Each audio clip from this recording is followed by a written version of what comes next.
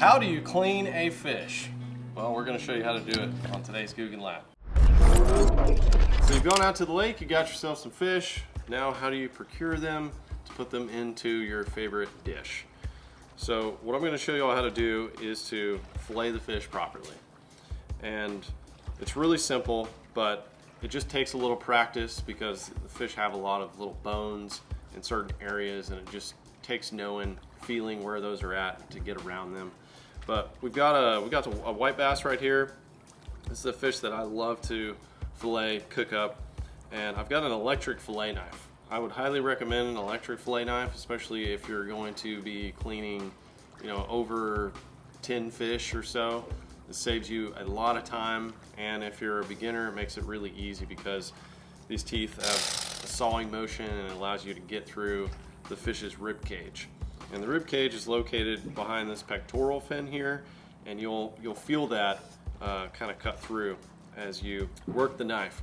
But the main thing where you want to start is right behind this gill plate. You want to kind of angle it. Usually I like to lift that pectoral fin up, and I go at an angle right behind this gill plate. And if you look at the fish's real thick part of their meat is right above that gill plate. So that's why you don't want to start right here at a just straight on angle to the fish. I like to 45 it up here and get that really good piece of meat up there. So I'm going to run the fillet knife, get that initial cut, and I'm going to cut down to the spine of the fish. I don't want to go any further, so I want to just feel for that. And these aren't very thick fish, so to start it, I'm going to work it through till you get down to that bone. I've reached the bone, so you're going to turn the knife flat right against the fish's spine, and you're going to run down through the rib cage and almost all the way through the tail.